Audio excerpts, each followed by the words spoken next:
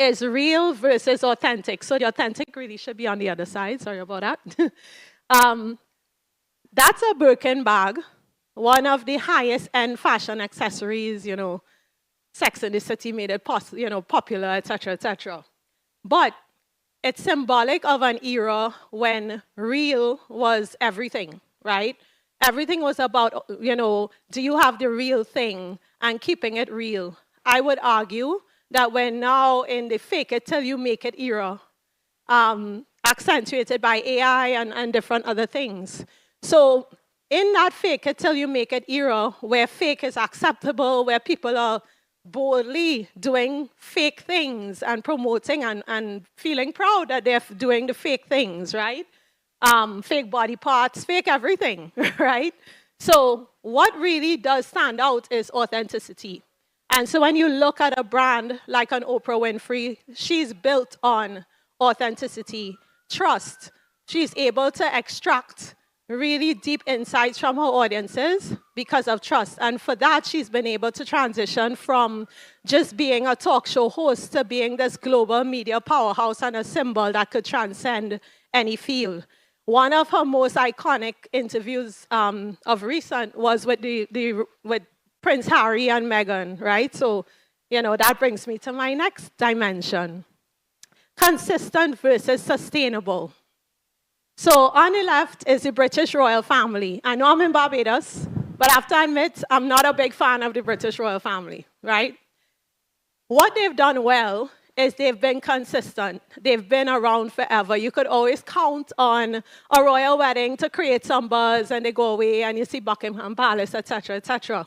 But the question of sustainability, there are three important things that now communities are asking. Who built this? Who was it built for? And who does it benefit? Who benefits from it? And that is what is showing now the cracks in the brand of the British royal family. So consistency is not enough. And then we move to sustainability. So here is where sustainability is about benefiting everyone, benefiting communities. And a lot of times we confuse sustainability with environmental stuff. But that example of Lego, which is very hard to recycle Lego toys, they have created a campaign where you can recycle your Legos by giving it to kids and giving it to communities so that there's use beyond its lifetime. So who benefits, right, is broader than just the people who made it. Loud versus disruptive. Another misconception about branding is that the people that brand the best are the loudest. You have to make a splash, and you have to make noise, and you have to get people's attention. Yes, we are in an attention economy. But if you look at that picture of Times Square, if anyone has been in Times Square, it's basically sensory overload. And that is really a microcosm of what the branding landscape is right now. What do you pay attention to, right? And so that nuance between being loud and being disruptive, going to the right, is a great example of what true disruption is. So this year is the 20th anniversary of the Dove Real Beauty campaign. This was really to take what has been a systemic problem and change the whole entire notion of beauty, right? And they're still celebrating that 20 years later and have been very successful. So disruption is about meaningful change. And then creative versus innovative. What's the difference? I think this is really important for the Caribbean because we pride ourselves in being creative people. We're so creative, yes, we are so creative. But this is an example of what creativity, what the danger of falling into or resting on creativity does. This is a painting by a guy called Mark Rothko. The name of it is Orange, Red, and Yellow. Guess how much it auctioned for? $87 million. So that's a good example of how subjective creativity is, of how fleeting it can be, and how it's so arbitrary. But innovation is when you apply creativity and you translate it into solving problems and moving society forward in a meaningful way, right? So the iPhone is a perfect example of that. It solved problems. It is still solving a problem for us, hence why it's not that easy for people to copy, right? Assembler versus unifier. So during COVID, I don't know if anybody was online when there was the versus concerts. I was a big fan of those. And this particular one was Beanie Man versus Bounty Killer. You couldn't get better than that for me, right? Honestly, at that point in time, you might have thought that the versus concerts, which were online battles, for those who aren't familiar, online battles between iconic artists within different genres, right? And people went crazy, right? But it didn't last. Once COVID was over, versus died down. They actually sold it to Elon Musk and Twitter, so that's a whole other conversation. But that's an example of assembling people. But unifying people is something different. And I chose to use an example of Harley Davidson and the community of riders that they've created. Not my culture. I'll argue to say, I don't think I'll share the belief system of many Harley Davidson bikers. But I've been to a conference that Harley Davidson had, and I felt like I was in a completely different world where there was such a unity and a shared belief system that they actually see themselves as a gang, as a global gang around this one brand. And so what's the proof in the pudding? Bringing it home. A strong brand really goes from connection to identity. It's enough to connect, that's great for a moment in time. Forever 21, they were a brand that appealed to teenagers, right? And they were very, very successful for a period of time because they tapped into a zeitgeist in a moment. But when you look at a brand like Brand Jordan, where it was an athlete who no longer plays on the court, but for people to incorporate his values and his excellence into their own identity, to the fact that they would put tattoos on their back, right? To symbolize that they are part of this Jordan identity. That's a nuanced difference, and that is the proof of a strong brand. And so really, ultimately, as a strong Caribbean brand, we want to move from people coming to our shores and seeing us as a mere transaction. We want to move from being the Pepsis of the world who think they could take Kylie Jenner and hop onto a Black Lives Matter campaign and be the real Black Lives Matter type of movement. What is the Caribbean movement? What is it that we are sparking for the rest of the world that is going to bring us forward and that's going to sustain us? So those are just a few of the examples. But what we decided to do for you guys is to really zone into what we think can be our Caribbean strengths, right? So my fellow panelists are going to introduce that for you now, starting with Dion.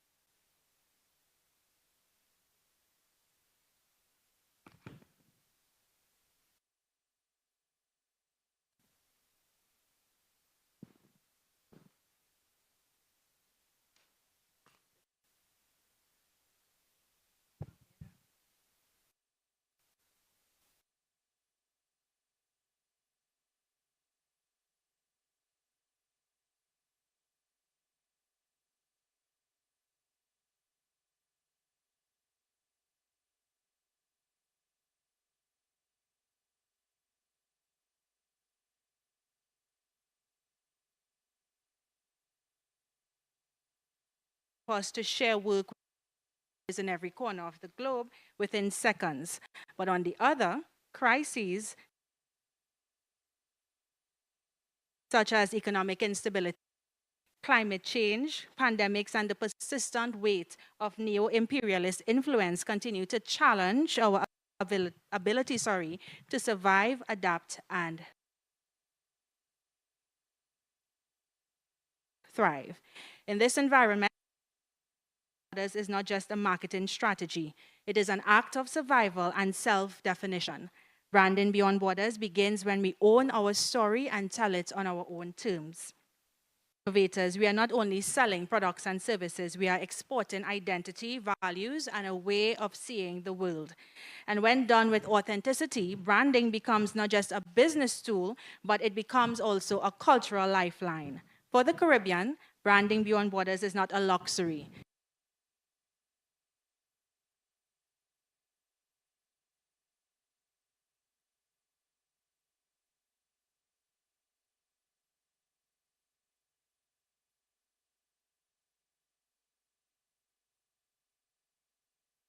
Complex, innovative, unstoppable. We need to always remember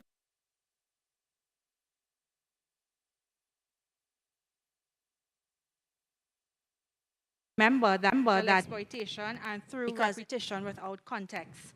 And when we lose or we give up control of the narrative, that is how we lose sight of who we are. A truth is a piece of reality. It becomes a stereotype when it's presented as the whole story. The Caribbean brand, as mentioned before, is a story of survival after centuries of forced migration, exploitation, and reinvention. It is the rhythm of calypso that speaks truth to power.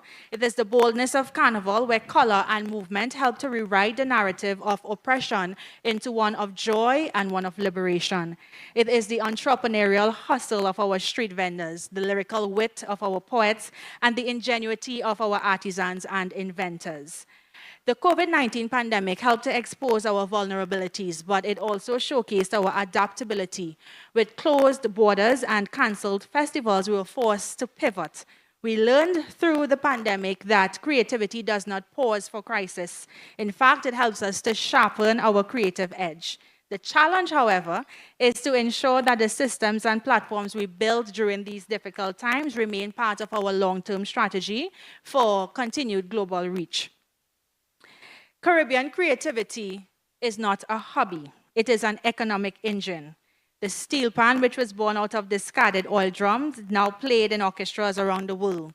Reggae, which was born on the streets of Kingston, reshaped global music. And we have fashion designers from our islands who are influencing catwalks in Paris and New York. This is not luck. This is innovation, and it is time we value it as such. That means treating creativity not as a side hustle, but as a serious industry with measurable impact, capable of creating jobs and attracting investment and fueling sustainable growth. In a world that's often dominated by multinational brands and global monopolies, Caribbean nationals need to resist being flattened into stereotypes. When we tell our own stories, we push back against the one-dimensional Caribbean often sold to the world. Branding beyond borders, we need to remember, is not just about selling more. It's about selling true. It is about infusing every product, every service, every performance with our cultural DNA so that no matter where it lands, it carries the unmistakable imprint of our region. In doing so, we would open the doors to renewal, economic renewal through creative exports, cultural renewal through preservation of tradition, and personal renewal as our work gains recognition and respect. But we have to, of course, create infrastructure for the glow up, because no brand glows on passion alone. Caribbean governments, private sector leaders, and diaspora networks must treat our creators, inventors, and innovators as an economic priority. This means investing in training, marketing, and technology, giving access to funding for export-ready projects, intellectual property protection to guard against exploitation, and also strategic partnerships that open distribution channels and new markets. Valuing means investing. A strong Caribbean brand needs the infrastructure. So just as we build ports for trade, we must build platforms for creative export. Valuing also means preserving. So we have to protect our intellectual property, document our traditions, and ensure that future generations inherit the craft and the confidence to build on it. If we fail to invest and preserve, we risk losing not just our cultural products, but the very innovations that help to make us who we are. Branding beyond borders, as I prepare to close, is more than selling products overseas. It is about asserting that our creativity has no boundaries. It's about declaring that our art, our music, our fashion and film and design are not niche curiosities, but global commodities with cultural weight and economic value. When the world tries to reduce us to a postcard, we respond with a full-length feature film. When algorithms bury our voices, we need to amplify them through our own networks. When crisis threatens to dim our light, we need to find new ways to glow. The Caribbean glow up is not a future dream. It's happening right now. Every time we innovate through struggle, every time we choose authenticity over stereotype, and every time our story crosses borders, we are glowing beyond limits. So let us commit today to nurturing brands that travel, stories that resonate, and creativity that refuses to be contained by borders. Because while our islands may be small, our vision, our talent, and our glow are limitless. Thank you.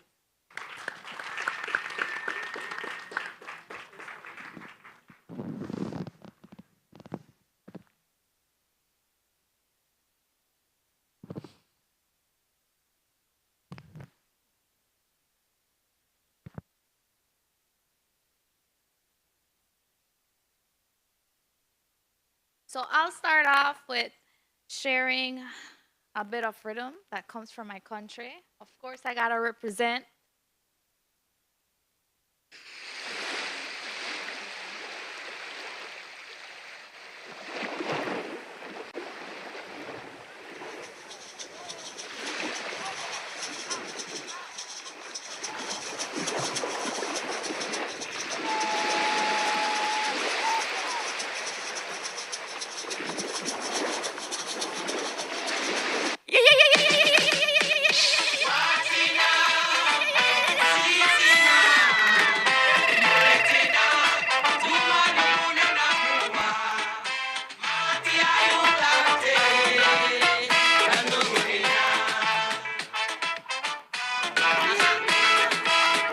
Walking alone by the roadside, covered in dust, cars speeding by. Nobody stop, nobody slow down. Everybody in a hurry to move along. Martina. Beautiful, wasn't it? So that song, what you just heard were the drums of the Garifuna. That song was born in Belize by the legendary Andy Palacio, reimagined by the voices of Calypso Rose, Santana, and our Belize's Garifuna Collective. That is what you call the power of Caribbean branding as a unifier. It tells our stories in ways that no borders can contain. I live in Belize. Have you heard of Belize before? It is in a very unique position. Geographically, we're in the Caribbean, we're in Central America, but the Caribbean Sea runs in our veins. I grew up in a mestizo household where Spanish traditions, the mestizo culture, was very dominant. But guess what? We all speak Creole, which sounds a lot like the patois. And our broke-down music, the rhythm sounds a lot like calypso and a lot like the reggae. The Garifuna drums always pulls us back to our Caribbean and our indigenous roots. The Caribbean identity, that is impossible to ignore. In the rice and beans, the broke-down, the carnival, you can feel the heartbeat of the Caribbean region, living and alive. When we talk about unity, it often sounds abstract. And the truth is, we live it every day. We feel it in melodies we recognize from other islands. We hear it from proverbs and folklore that sounds a lot like stories our grandparents told us. And we eat it. We taste it.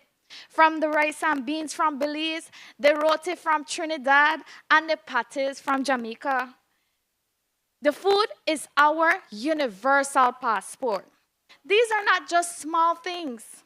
These are cultural touchstones that remind us that we can be many islands, many nations, but one Caribbean.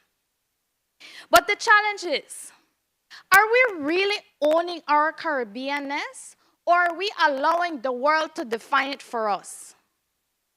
Oftentimes, and far too long, the Caribbean has been branded by outsiders as just a destination. Beautiful, yes, but very incomplete.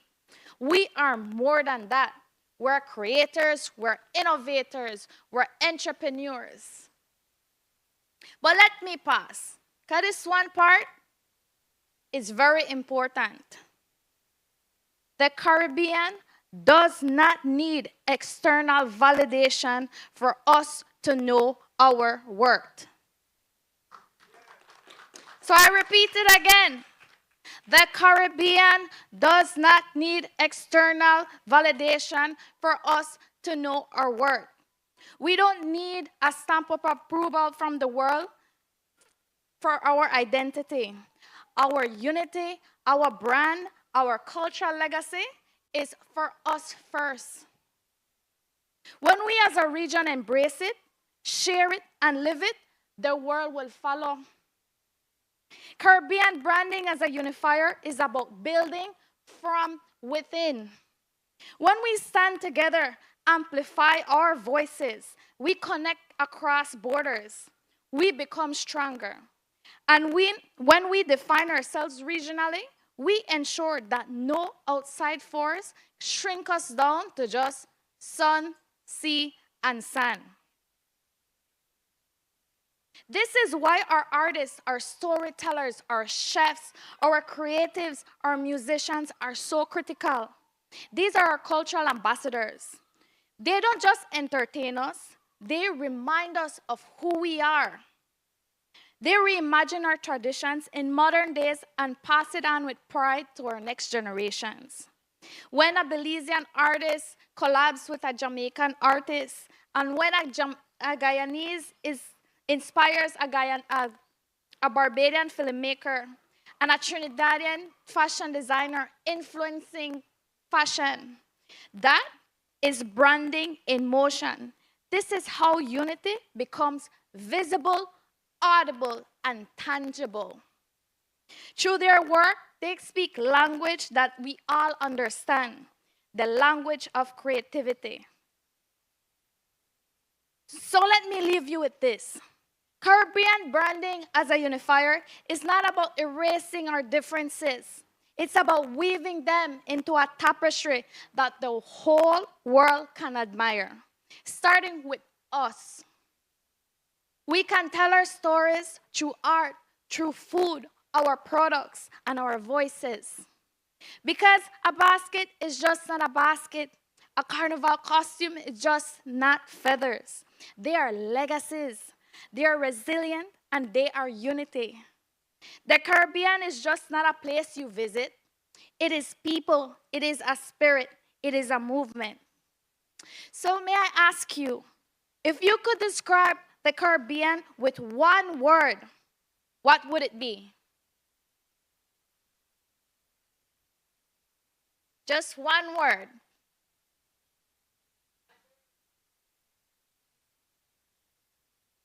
Great.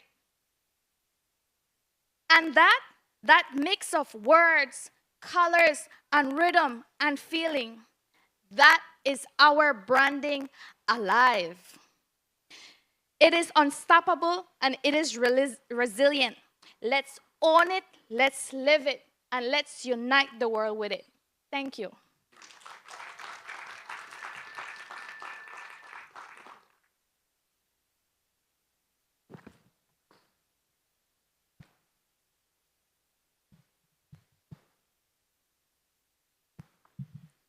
Good afternoon, everyone.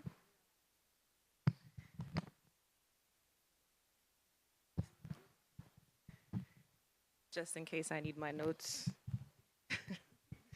I thought you were gonna. Not sure how to do this. Or maybe I should take my shoes off. you're taking the shoes off, leave it with me, okay?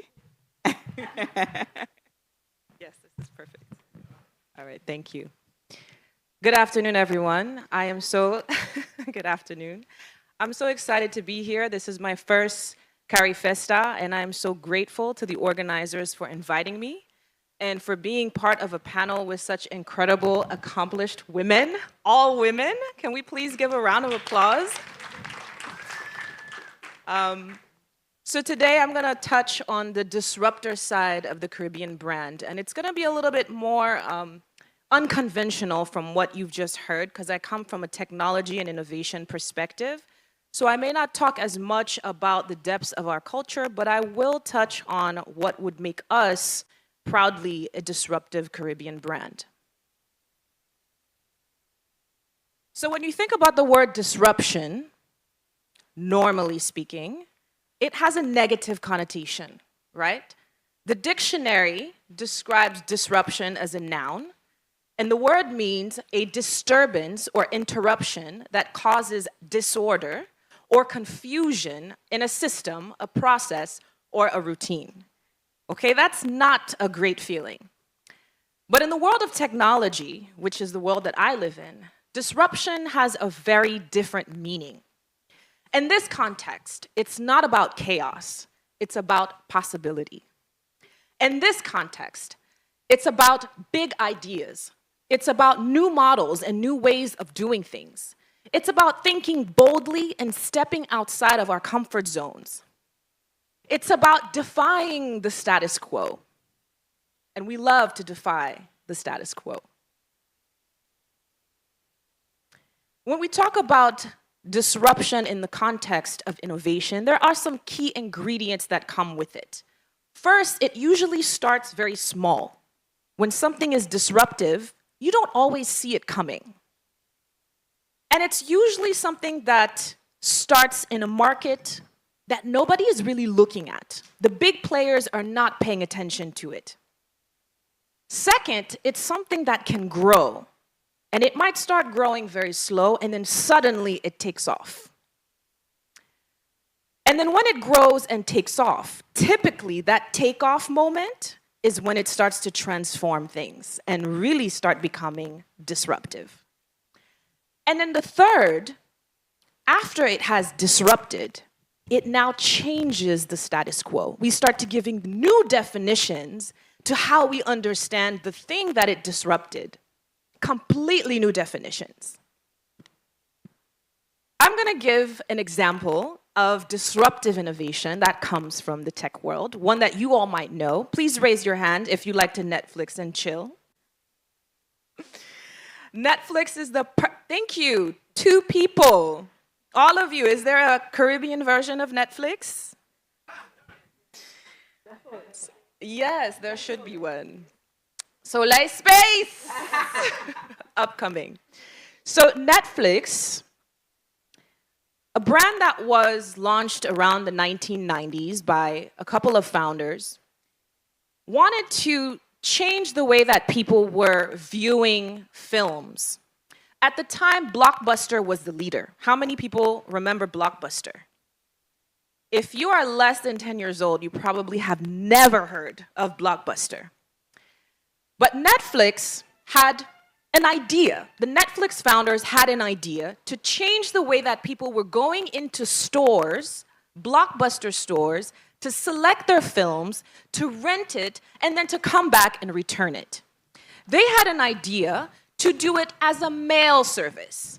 Order your film, we'll send it to you by mail, and then you can return it to us by mail. So you never leave the comfort of your home. So they went to Blockbuster and they said, we'd love to partner with you on this idea. And Blockbuster said, I don't think so. This is catastrophic ideation right here. We don't want any of it. People love the experience of going inside a store. It's a Friday night activity with families who have kids. And Netflix said, yes, but maybe that's limiting. Maybe we need to think about another experience. That can't be the only experience. And Blockbuster said, I don't think anyone wants another experience. Well, as you can imagine, for those of you who know that Blockbuster no longer exists, Netflix did what they believed would be something fresh, something new, and something that people needed. It also started looking at how to make DVD rental more accessible to more people, because when you go into a store and you rent one DVD, that means hundreds of other people can't rent that one DVD, right? So it started asking questions like, how can we make one DVD accessible to multiple people? All right? So, fast forward in 2025, do we Netflix and chill, or do we Blockbuster and chill? Netflix and chill. So Blockbuster got disrupted by Netflix. It didn't see it coming. It didn't think it was relevant. It didn't think it was useful. It didn't even think that people would want it. Why? Because they were set in one way of thinking, one way of doing, and one way of innovating. So our Caribbean culture has also been very disruptive from the get-go. We were born out of disruption. It is actually part of our DNA, right? If you look at this image here, this is actually taking us back beyond the slave trade to the times of the Taino and the Arawak and the Caribs, right? When we had colonizers come into our region and start putting a stake on the ground and calling it their own. But a lot of these indigenous communities said that they would not stand for that. And so they started to create an uproar around it, which ultimately led to them creating maroon communities. Now, when the African slaves arrived, a few centuries later, they started to mix with these indigenous communities, the few that were left, and started to grow the concept of maroon communities, which meant that these people broke away from a slave system that existed, hid in the mountains and in caves, and created entire new communities and societies that were separate from the slave system that was going on the plantations, that their masters may or may not have known was going on, right? So these maroons, they disrupted slavery itself by creating an entire secret society living in places that they could never be found. Now, maroons were the first sparks of disruption in the region at that time, which was a precedent, and I want to emphasize a precedent, that set the stage for an even greater disruption that would follow. This image that I'm sharing here is a voodoo ceremony.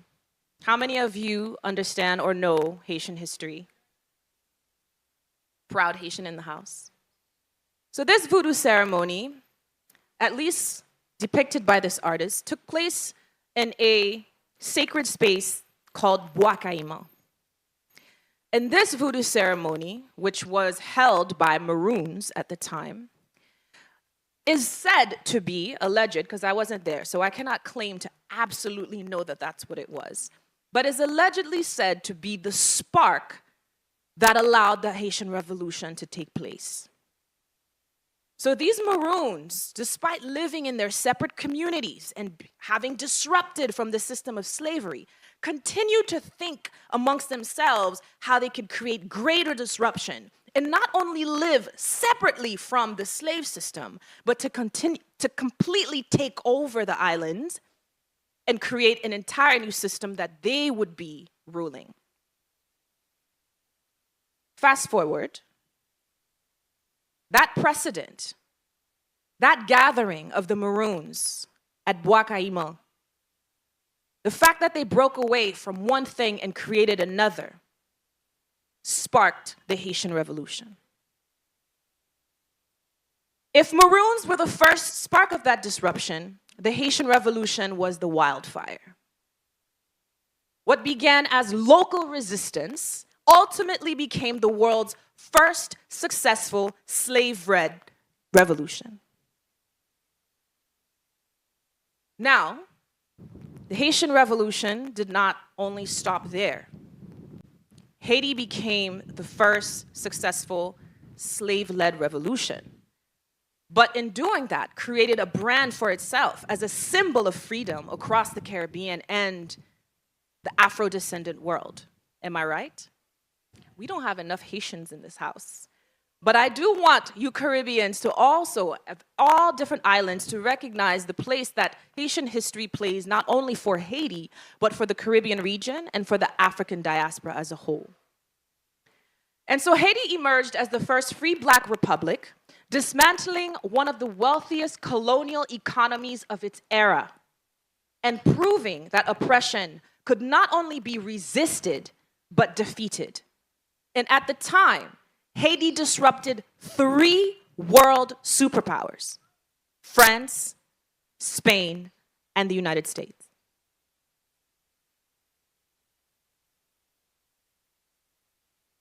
Disruption always has precedence.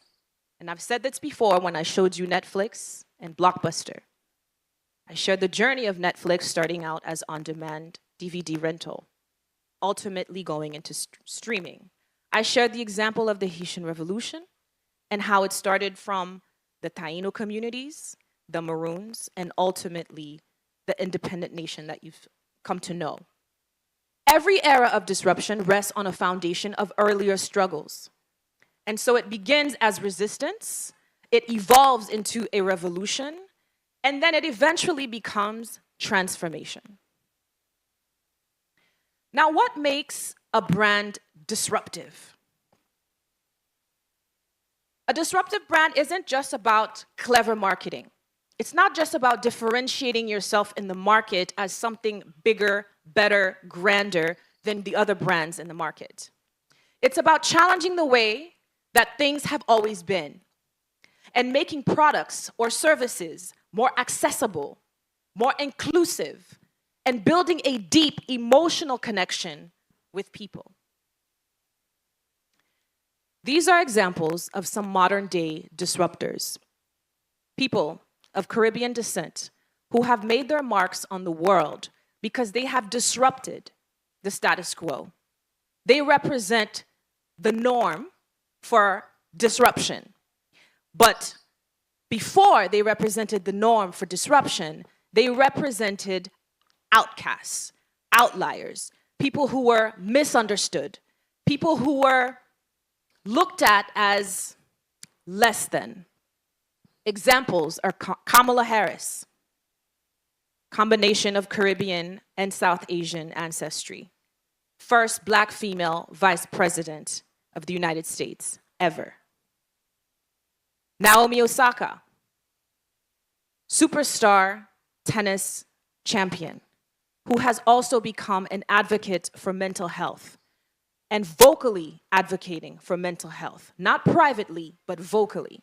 She has disrupted the landscape and made it possible for other athletes who suffered quietly to now step forward and share more about the mental health landscape when it comes to sports.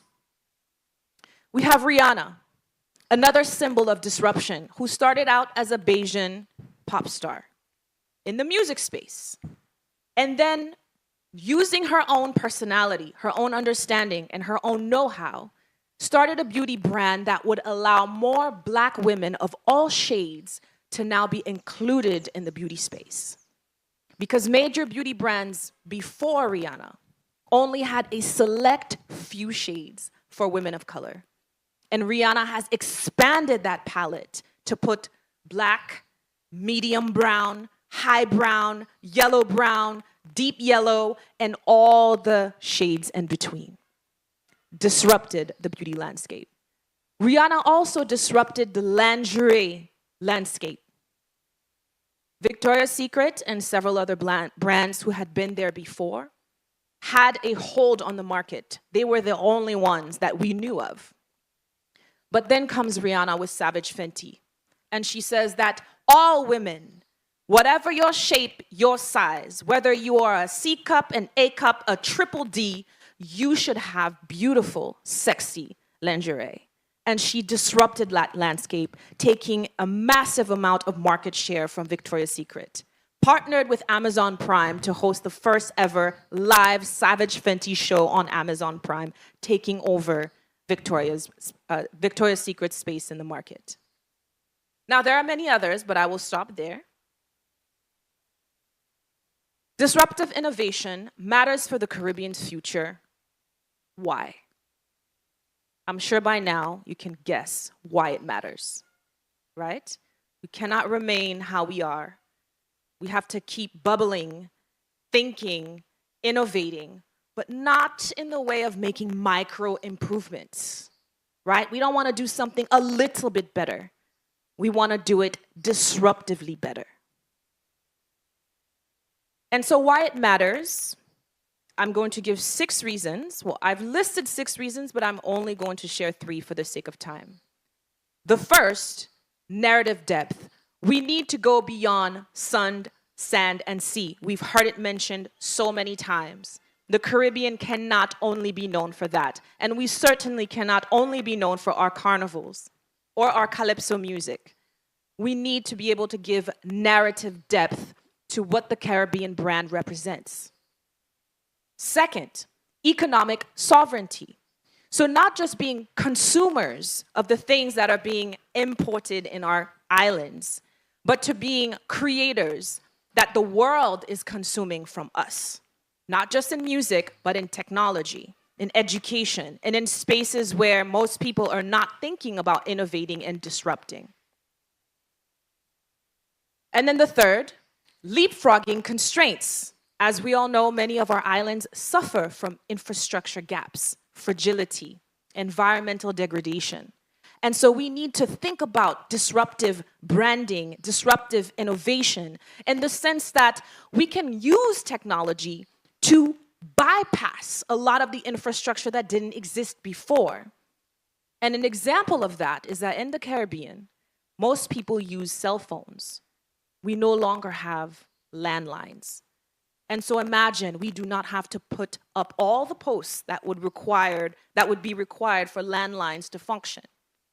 We only need to have an internet connection to be able to communicate with one another. So we can leapfrog into the future with technology and bypass some of the infrastructure that we never had. So finally, I would say that we need to make disruption part of our brand, an actual part of our brand. We have seen how our ancestors disrupted. They disrupted systems of oppression, culture, and power to create survival, freedom, and identity. Now it's on us to disrupt markets, industries, and narratives to create prosperity. I close with this. Disruption is our inheritance, but it must also be our legacy. Thank you.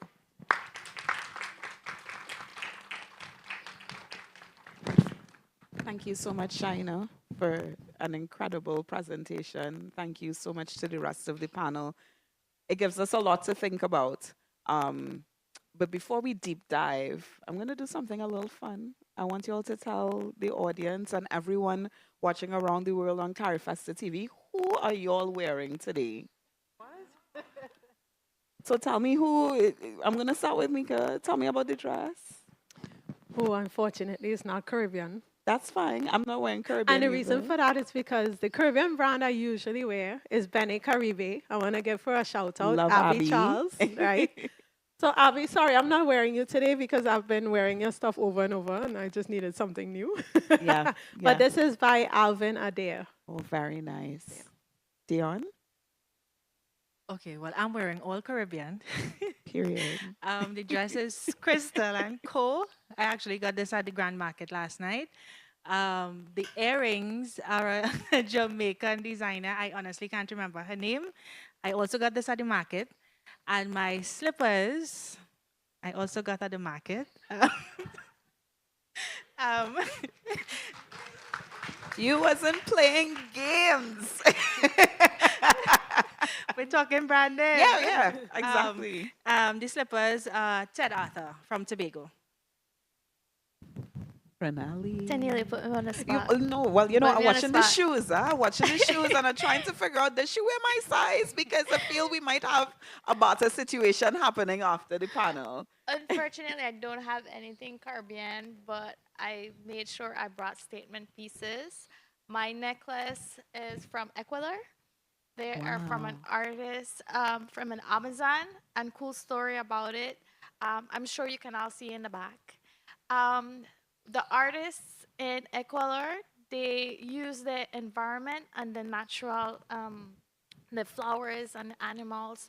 So this is mimicking the coral snakes. Oh, So we wow. all see beading like this, but I've never been able to get the story behind it. When we buy, it's just not beautiful. We want to know more about it. So seeing the art, and then they had like snake bones, the spine of the snake, and they made necklaces, and this one caught my eye. So this is representing the snakes, the coral snakes, That is and the gorgeous. jungle. So my statement piece is this skirt here, and the designer is Haitian-Italian designer Stella Jean. Wow. It's gorgeous. I want you all to close your eyes for a few seconds and think about the idea of a living brand. Um, what childhood story or memory from the Caribbean do you carry into every project, regardless of where in the world you are? Because we're all globetrotters. Regardless of where in the world you are, what is the one childhood story or Caribbean memory that you take as a thread for the work that you do with brand identities? Mika, I'll start with you. And you forgot to mention the fact that you're wearing Fenty Beauty, but I'm going to mention it because I'm wearing it too. Okay, okay. And Fancy Beauty. Yeah, we could claim that as a Caribbean brand. Um, so for me, um, my I don't have to just say childhood, but the memory was my father, Michael Cooper is his name. He left a very successful corporate career as an engineer in the Neil and Massey Group in Trinidad, and had the opportunity to continue ascending into that field. But instead, he chose to leave that career and start a steel pan manufacturing and exporting company called Panland. And that has had, only looking back and now looking at what I'm doing now with building Soleil Space, my media company, that example of entrepreneurship, but not just entrepreneurship, but taking the innovation of Trinidad and the Caribbean and turning it into true commercial success. And now Panland is the largest manufacturer of the steel pans in the world. And I continue to draw from him. So that's why I say I don't even know if it's a childhood thing. It's a living thing, right? It's a family thing. It's a legacy thing. But I think it's been an example that gave me the courage to pursue entrepreneurship and also leave my corporate career and take this leap. Yeah, and I think it's about that. Give her a round of applause, and Mr. Cooper a round of applause. It's about taking risk, but also about taking ownership as well, right? And I know a lot of the work that Dion does with your Caribbean guide. It's also about taking ownership of telling our stories our ways. So I want you to share that one childhood memory that you might be thinking of that really it always reels you back in to the nucleus of it all. Okay, at the risk of sounding cliche, I'm a bit of a history buff. So for me, I always remind myself that my ancestors survived the atrocities of the Middle Passage and plantation life. So I really like, how dare we not do everything within our power to live our best lives? We are our ancestors' wildest dreams. So we literally have a responsibility to live life to the fullest. In addition to that, my grandmother has always been, God rest her soul, has always been a source of inspiration for me because she was a woman ahead of her time. She had all these bold ideas for herself that she wasn't able to realize. So again, I take it as my responsibility to make sure that myself, well, it's harder for me to remind myself, but for my daughter, it's important for me to keep reminding her that no dream is too big for her to accomplish. So that's some of what's at the root of everything that I do. Beautiful. Ronelli? One of the core memories that I bring along with me in everything that I do is growing up. I grew up with an aunt. She's a survivor of polio. And in our tradition, or Spanish tradition, we're always told as women that we aren't supposed to go to school. It's not encouraged. So instead of that, you are taught to cook, you're taught to sew. And in my case, was taught to embroider. I hated embroidery because I'm left-handed and she was right-handed. So we would always clash when it comes to sewing off of patterns. And as much as I hated that, I really would sit back now that I'm older, and I realized that I stand on the shoulders of these strong women, her, my grandmother, my mother. So in my work, I always keep on with that idea of what can I do with my business to empower others. Not sectioning out the guys, but for me, how can I, as a brand, as a creative, keep on doing projects that include women, not just for them to share their artistic abilities, but for financial independence. China? So I grew up in a family of entrepreneurs and community builders in Haiti. And what I remember fondly is my grandparents would, in our backyard, set up canvases and easels with paintbrushes. And they would invite young kids from the neighborhood to come and paint in that section of our little backyard.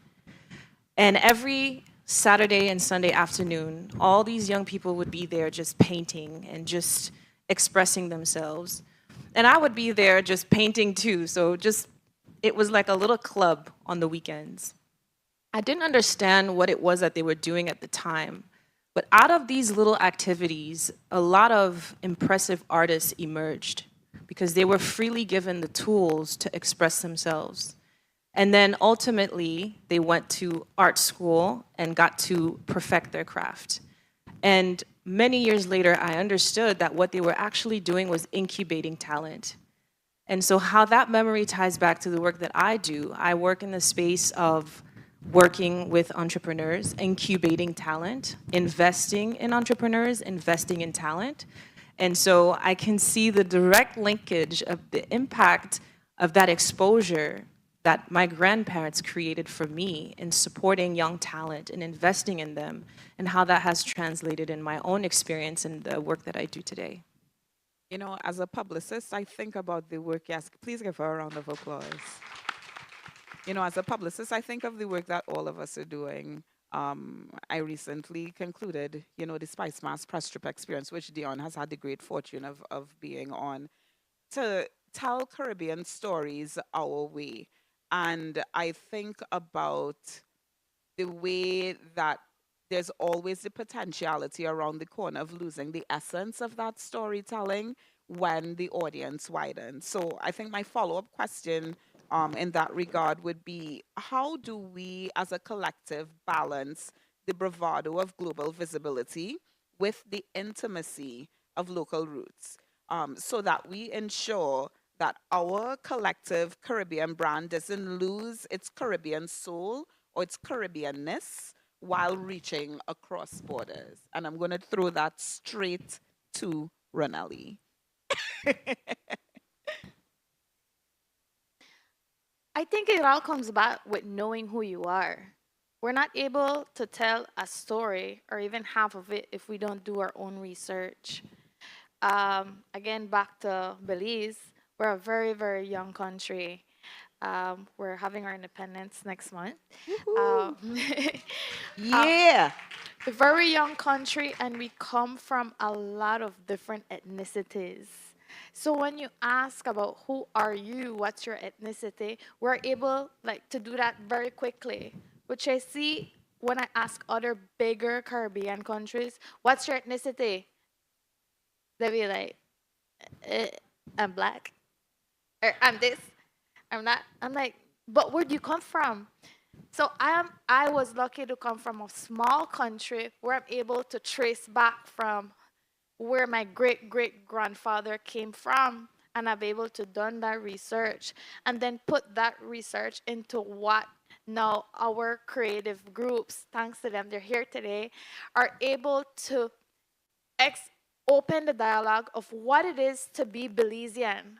We don't want to hear stories, oh, because we come from Guatemala, we do this, or from Mexico when we do that. No, what are tradition in Belize? What is our Belizeanness? What makes us proud to wear that red, white, and blue? And using that narrative to use technology now. Because we can't keep on telling these stories just when we come together. We have to include the world using social media, using our art, and collaborating with other artisans, not just in your country. Social media has been able to make it so easy to connect with people from around the world with not even meeting. So using technology and doing a lot of research and finding ways on how to use innovation to spark the interest of the youths. Because once we're not here, there's the one coming and they need to continue this legacy. I think what Ronald is saying is important, and I really want Mika to jump in here with regards to that same question, because the work that you're doing with Soleil Space, I see that as a very important connective tissue to how we are able to kind of develop our identity.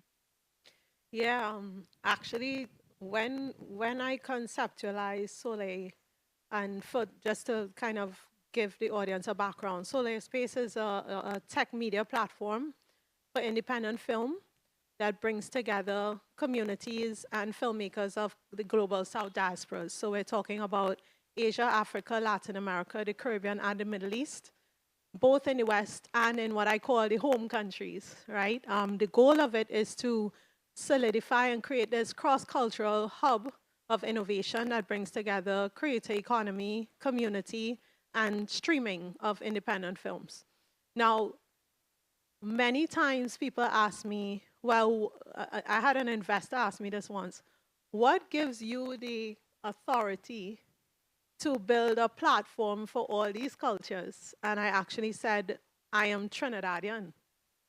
And that Ding, was, ding, ding. yeah, like he didn't understand what I meant by that. And I said, inherent in the Trinidadian identity is a connection to all these different cultures and an understanding of how what we have in common, right?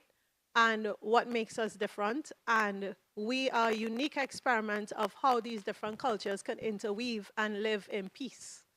And so bringing that back to answer your question, that notion of owning what we are and then exporting it, sometimes we look at that as two steps or as two distinct concepts, but they're actually very intertwined. The more we own what we are, we have something that we could teach the world. And that inherently is a global contribution. That inherently will give us the global visibility that we want. And so I don't really see it as a trade-off. I see it as a continuum. I see it as something that emanates from what Ronelli said, from the inside and goes out untouched, really. Yeah. Let's talk about the narrative of aesthetics. Caribbean narratives, they carry this note of rhythm and resistance. And Dion, I want to talk to you about that translation into the visual and the sonic weight of those expectations. Being an award-winning journalist and an accomplished storyteller, how do we use our region's identity to translate into brand languages that connect with global audiences who may not share our history? Because at the end of the day, not everybody has the privilege of saying, well, we're Trini, so we understand the interconnectedness. How do we work through that as opposed to around it? I think we would strike the perfect balance if we center people instead of audiences. What I've found is that we too, in the Caribbean, and again, it goes back to not valuing ourselves enough, we tend to water down who we are. We tend to try to create our stories in such a way that it loses the essence of who we are because we're trying to appeal to mass audiences. But I think if we center the communities that we come from, we center people instead of just the product, and also delve a little deeper. Yes, we have steel pan. Yes, we have carnival, but we need to be a little bit more consistent in sharing the authentic stories behind these products, not just go and show the final product, but if we show the story, the struggle from which carnival and the steel pan and products like that come from, then people will have a deeper understanding and a better appreciation, I think, for who we are, where we come from, and what we're trying to share with the world. And China, in tech, it's not only in fashion and in the arts where palettes of color and sound and textures are used. That's something that is fundamental to the art of technology, so to speak. What would you say is a strength in technology to lean into that helps us to connect the brand identities of the stories that we're able to tell, or to push back against stereotypes that may be carried with our Caribbeanness? Because everybody has an opinion on what it means to be Caribbean, right? What it means to be of us, of our heritage, of our identity. So I want to know, how do we smartly and collectively push back against that? Wow, that's a very loaded question, Tennille. I know. I'm going to try to answer it from the way I understand it. I think technology as an enabler, as a tool, is extremely powerful in allowing our Caribbean brands to be experienced by people, even without even coming to the Caribbean, right? If you think about tools like virtual reality, where you can create an entire world that mimics Trinidad, Tobago, that mimics Barbados, that mimics this experience of CARIFEST, somebody in Nigeria, in South Africa, and Rwanda could potentially step into that virtual space and experience that without even leaving their home. And so technology would enable us to do a lot more, to take our products, to take our storytelling, to take our history, to take our culture and export it even further if we're able to tap into the power that it has. Another example of that is artificial intelligence, which is all the craze right now. Raise your hand if you use ChatGPT. What did we do before ChatGPT? I don't know. I ask myself, what did we do before cell phones, right? Today, no one can imagine what the world was like before cell phones. This is how we communicate with each other. This is how we do commerce. This is how we tell our stories. This is our brain in a small device, right? And so when you think about artificial intelligence being able to be this tool that harnesses information about who we are, we need to be careful about who is training that artificial intelligence. Does it know what we know? Does it encompass all of our history or just a part of our history? And the people who are searching for that information on ChatGPT, are they getting the full story? So we also have to understand that the people who are often creating those technology tools may not look like us. And so we do have to step into those spaces and make sure that we are present and represented as well. I have a follow-up question for you. So what speculative or futuristic dreams are you kind of toying with to help, deepen your footprint as it relates to your brand identity? My personal brand? Can I switch that over to the brand for Haiti? Yes, most definitely. Okay. Because for me, I deeply feel that Haiti is like this misunderstood Caribbean child. We have gone through so much in our history, and we're proud because of 1804. We're proud because of the slave revolution and the result of that. But we are not in a space right now where we can really own that pride, right? There's so much happening in Haiti right now that I cannot say that we're in a good place. So my dream is to contribute to making Haiti a destination for innovation. So all that Haiti has to offer, that it becomes known for space tech, sending rockets to space, that it becomes known for breakthrough emerging technologies, not for the problems that we're experiencing today. And a lot of that has to do with media. The media doesn't really help us in telling our story. And the few media that do exist locally are even more scarce globally. There's only maybe 2 Haitian American media platforms that we get our news from. And thousands of self-claimed journalists on YouTube who are sharing misinformation. So if you can imagine right now, we don't have a trained an environment that has trained storytellers that can help us position Haiti as what it could be. It doesn't position Haiti with the talent that exists in the environment. Those people hardly ever get talked about, right? And so for me, that dream is how can I contribute to shifting that narrative, not only in investing in the talent, but in also helping to tell the story of those talented people so that ultimately people get excited about Haiti as a destination for innovation. And I want to, a round of applause because I really do want to acknowledge the power and purpose of Haiti.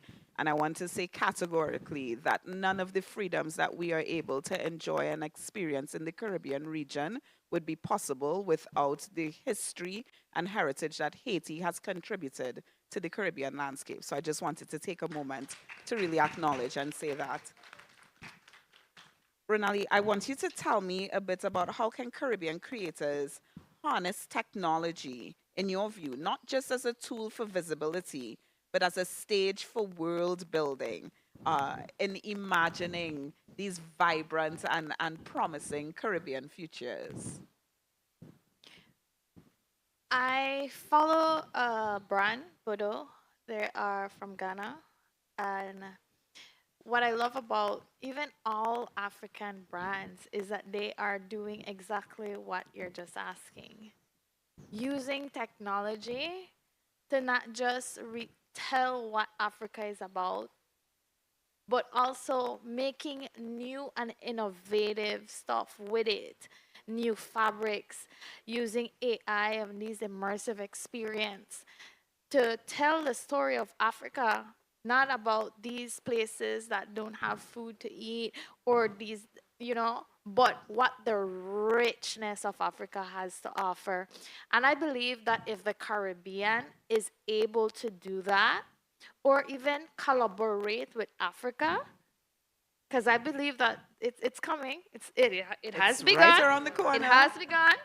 If we're able to immerse ourselves in that or incubate ourselves in that, that we'd be able to use the innovation and technology to a better capacity. Not just music, not just food, not just fashion, but in a way that would just put the Caribbean on a pedestal and the people. And we retell that story and open a new dialogue. I really love the fact that you drew on fashion and art because I am actually wearing a Nigerian designer today. Her name is Andrea Iyama, but it also reminds me she had to cross borders to get to an audience like me in the Caribbean to solidify this staunch following.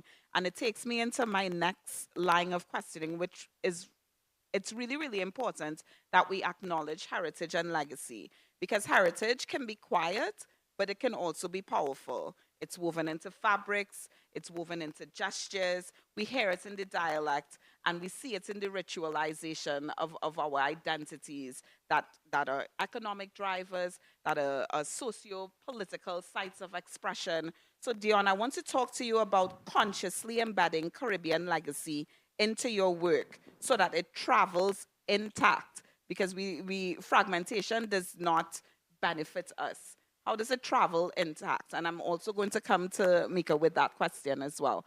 How do we use our identity to travel intact so that we are able to meet the needs of the audiences that are not in our most immediate purview? Okay, to begin with, we have to be fully aware of what and who our identity is. And what I've found in my travels around the Caribbean is that we don't have as many quote unquote woke people as we'd like to think. There are still very many people who only latch on to the facets of culture that benefit them in some way. And unfortunately, a lot of the times, these are the people that have the largest audiences.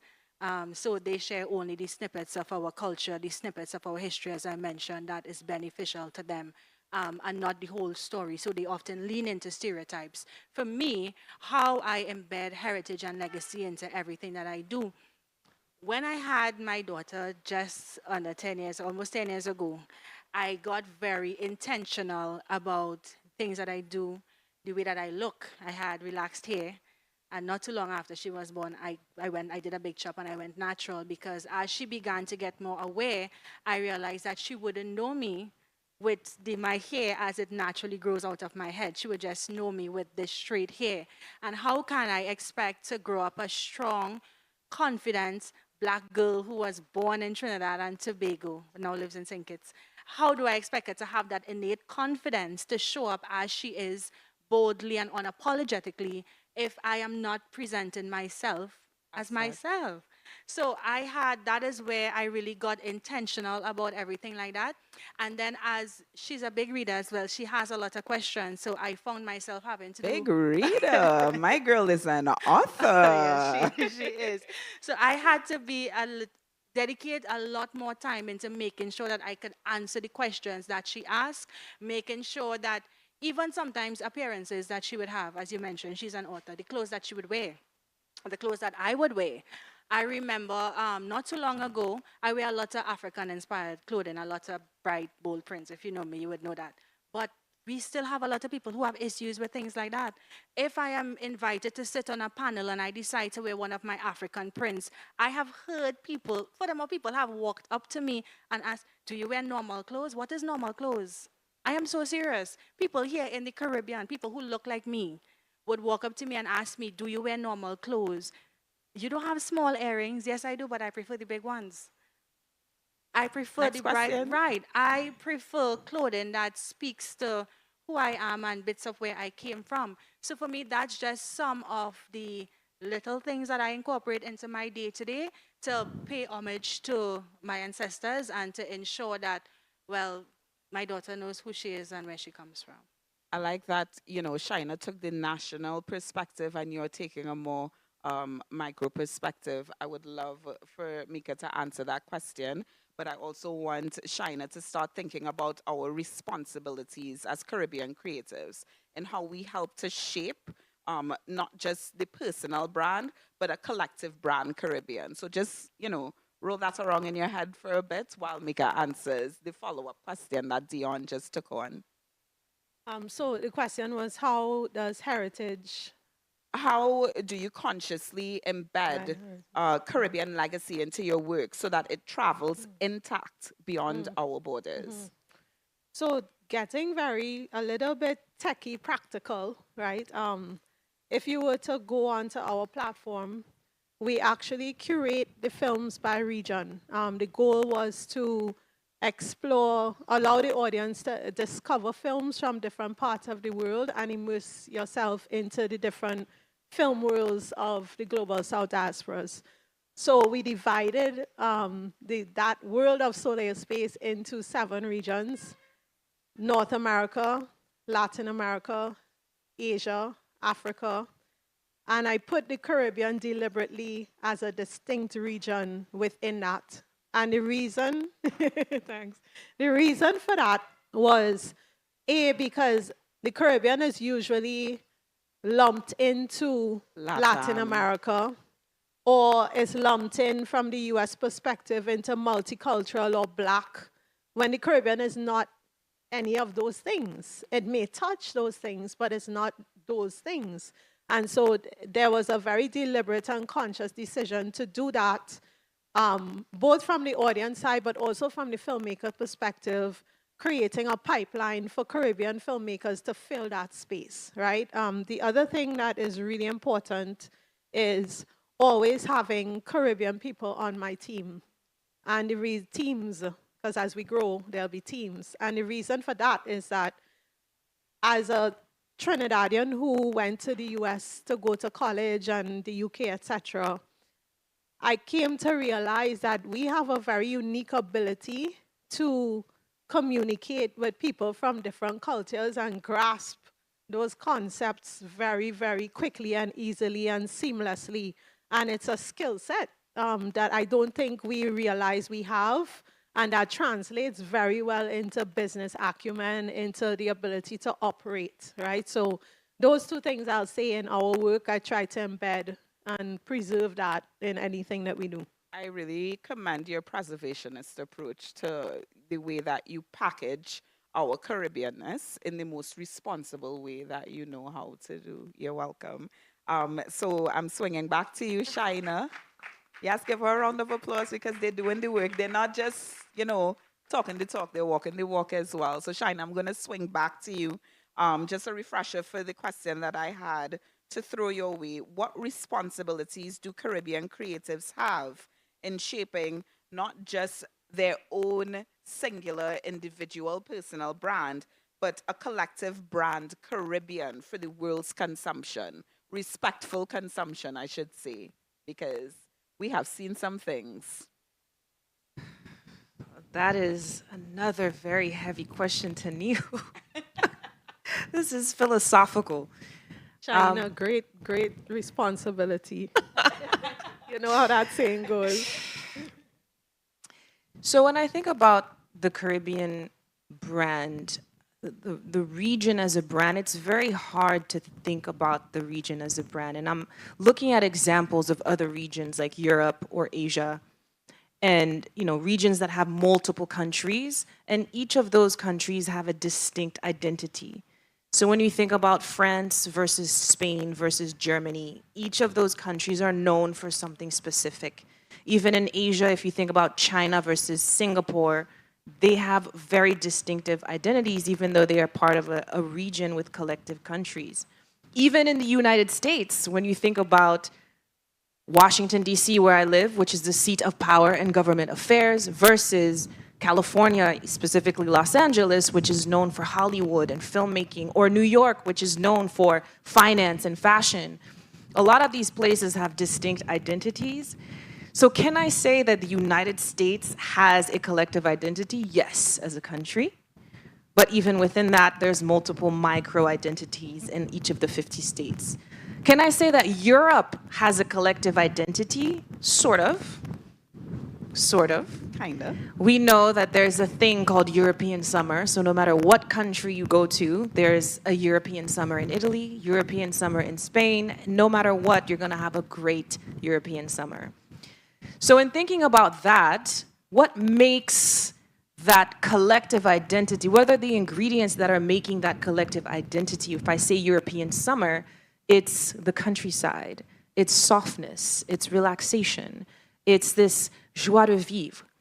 So if I put these elements in the context of the Caribbean, Trinidad is very different from Jamaica, very different from Belize, very different from Haiti. But what makes Caribbean identity unified? Beyond the sun, sand, and sea that we've been talking about. And I think it really goes back to history. It's not something that is often touched about when we talk about the Caribbean brand, but our history is very deep, and it has given birth to all the cultures that we see. Without history, we would not have Caribbean. It would have been Arawak, Taino, Caribs, and their history. But because of the slave trade and the things that have happened from that space beyond, it has given birth to all types of subcultures that make up the Caribbean. So how do we leverage and tap into that history to build that Caribbean brand and show that we're not a monolith? The Trinidad Carnival does not look like the Haitian Carnival. It's still Carnival, right? So for a creator, how do you leverage your own brand and then by way of that project a Caribbean brand? That's very challenging.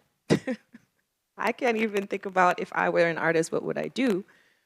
But I would start with history, right? My own history, and that how does my own history touch into the regional history?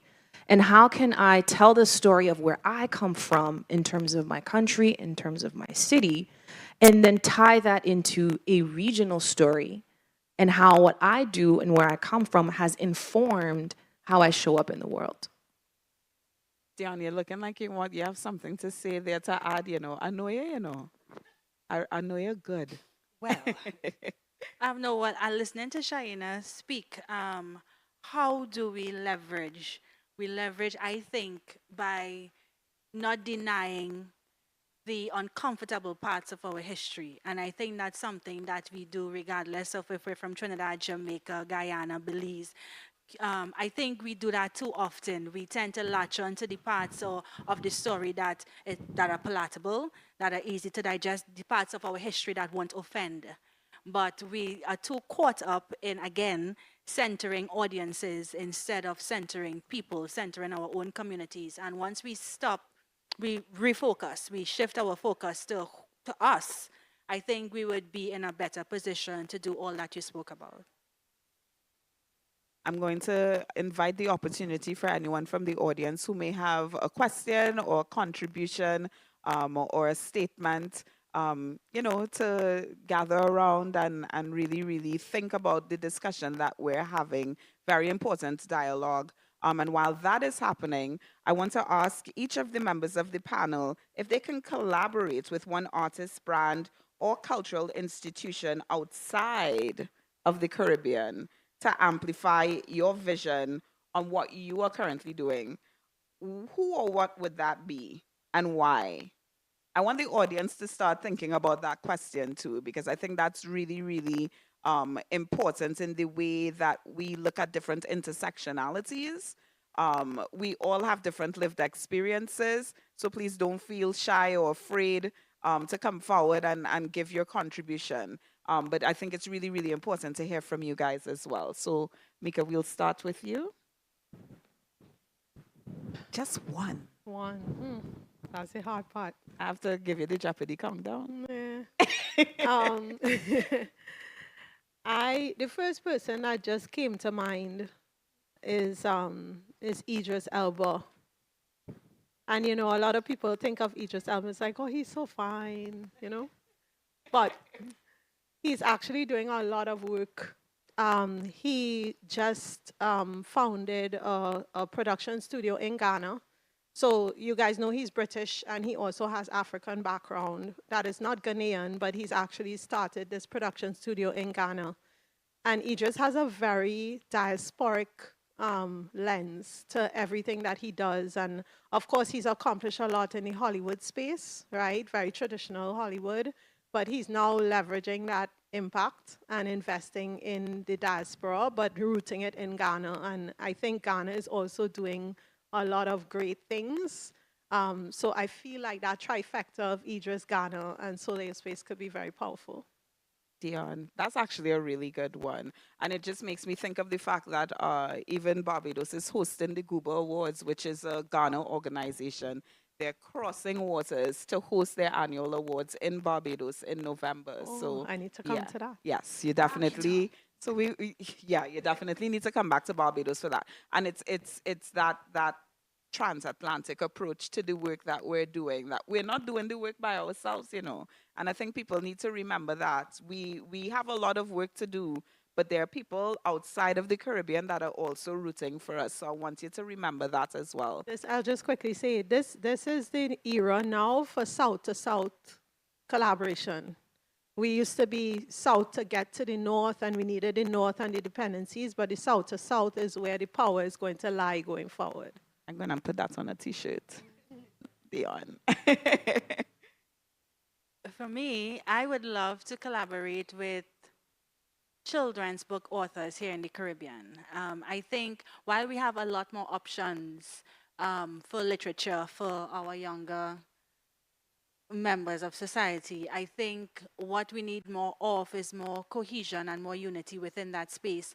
And I think also we need a lot more immersive experiences. So beyond seeing themselves represented on the pages, they could have more in-depth experiences about the stories of little boys and girls that come from different parts of the Caribbean. I really wish that we could create a platform that would make it so much easier for authors in Trinidad or children in Trinidad to be able to access books that they could learn about different facets of culture from different parts of the Caribbean. Instead of, I mean, in Trinidad, we have stores like Paper-Based Bookshop, but I think we need more boutique bookshops like that that focus primarily on curating a list of books written by us for us.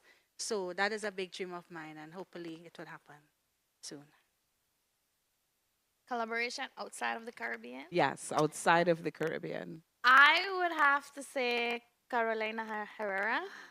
I love Carolina Herrera because, especially now, because they're going back to the roots of what Mexican culture is, the indigenous culture and their tradition and especially their techniques.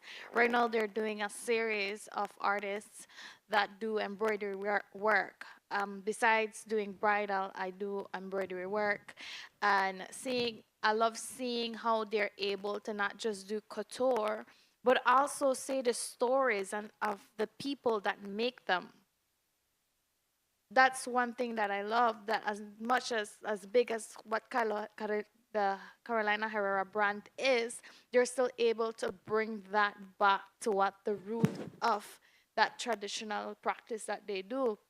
You meet the women at their houses and you see how they make it and they tell their story, but most importantly, how does working with Carolina Herrera meant to them and how it has changed their lives, but not how the brand is changing them.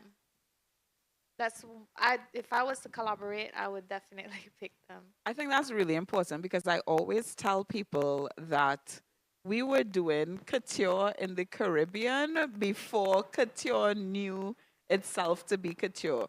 We were the ones for Innocence Day going to our tailors and seamstresses and getting our dresses made for church for Innocence Day. We were the ones that are going to the seamstresses in our local communities to make sure that we have clothes to go to heritage festivals in Tobago and going to festivals in Graduation and Antigua. confirmation. Graduations, confirmations. We were doing couture and sustainable fashion long before the world really, really caught on, and that is the nexus of identity packaging that we have to look at when we're talking about glow ups and branding beyond borders, because it's not to say that the products do not exist. We just haven't packaged it for other persons outside of the Caribbean to be aware that our Caribbeanness was always the global standard. So I would like to, pass the question on to Shaina.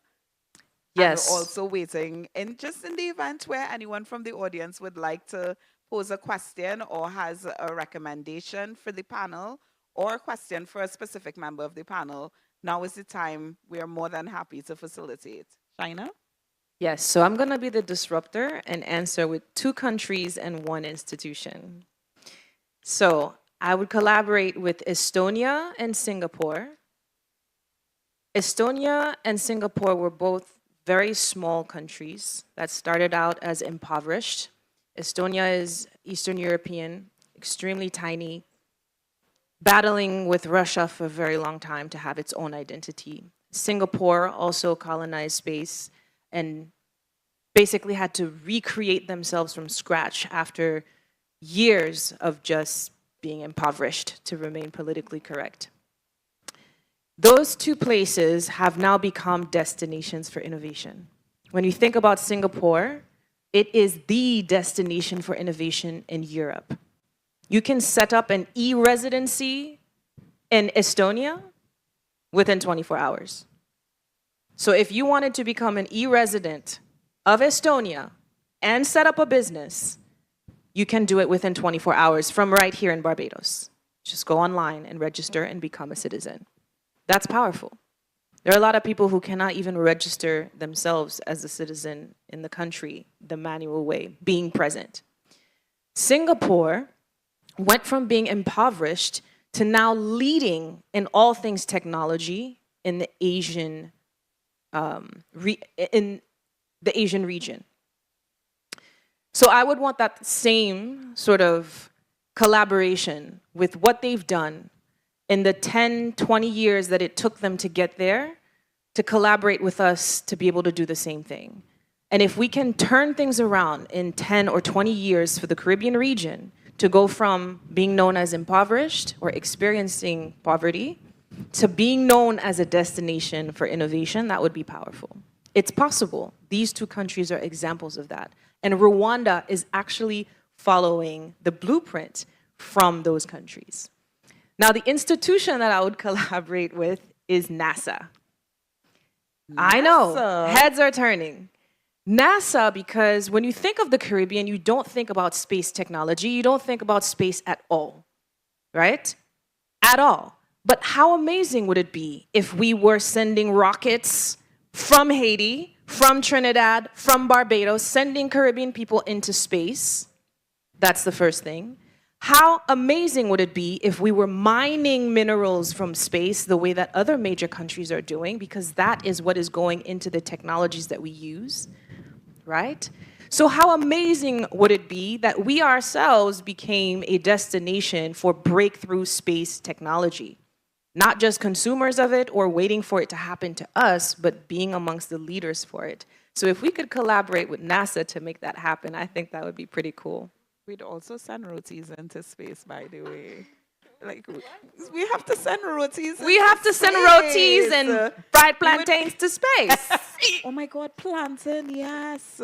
That's fabulous. No, that, you know, there's so much room for growth and opportunity that I think we forget to explore because we are just so hyper-focused on what is in front of us. And platforms like CARIFEST and the Big Conversation series. And I really have to shout out Dr. Barrow for really championing the cause of this platform. It helps us to kind of see outside of ourselves. You know, we're all doing good work, but it's always better when we're kind of doing it together and we're able to collaborate and cohere and think out, not only outside of the box, but outside of the limits of our lived experiences, because there will always naturally be limitations. And I think that we break cycles when it is that we're able to explore beyond borders, not only geographically, but also in our minds as well. So my last question for the panel, and I'm going to start with Mika. Think about 10-year-old Mika and 10-year-old Dion and 10-year-old Renali and 10-year-old Shaina as a young, bright-eyed, bushy-tailed creative, whatever that definition of creativity means for you, because it's unique, who wants to glow up, might be seeing their favorite actor or actress or painter or writer doing their thing.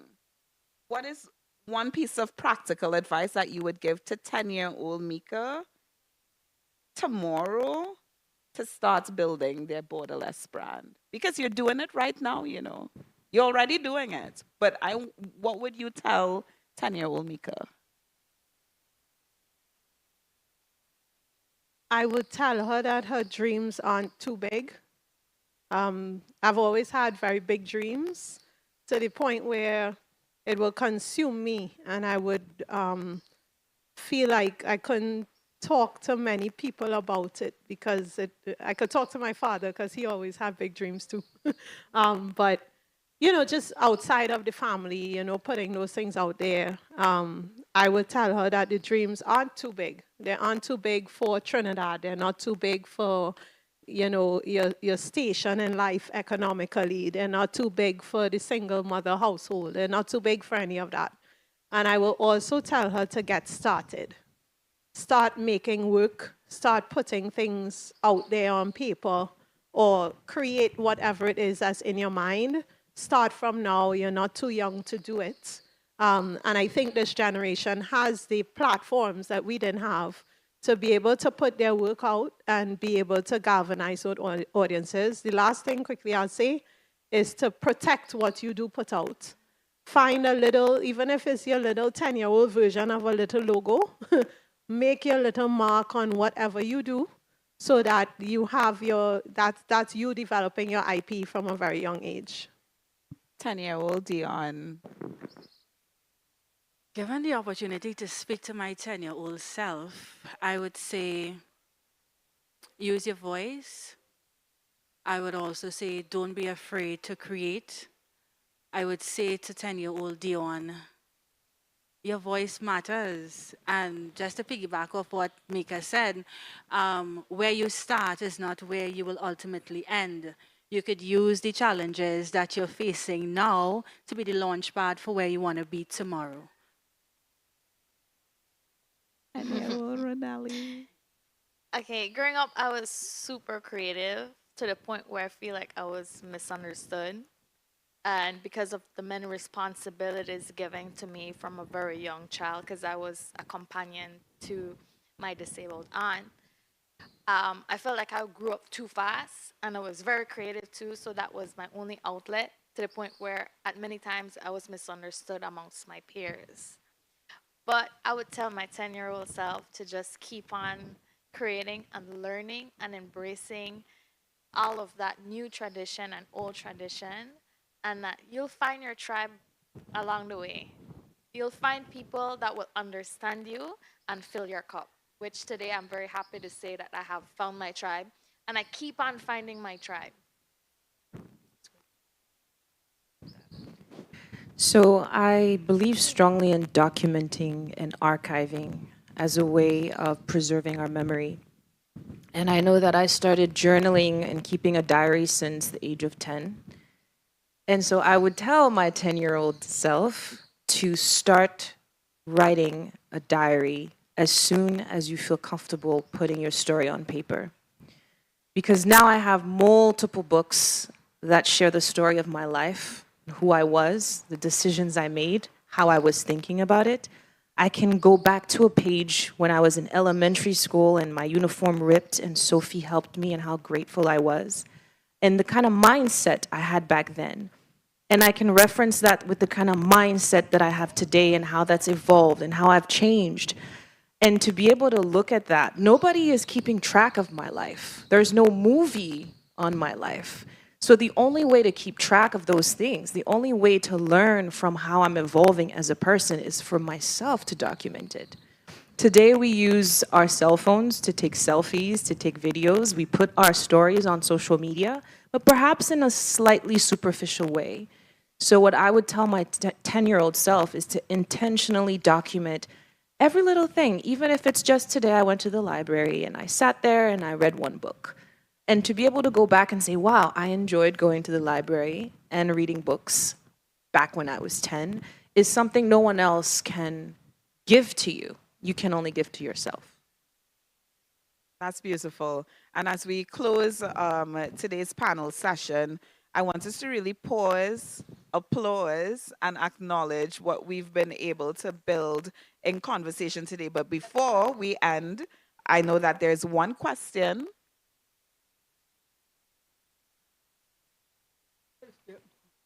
Yeah.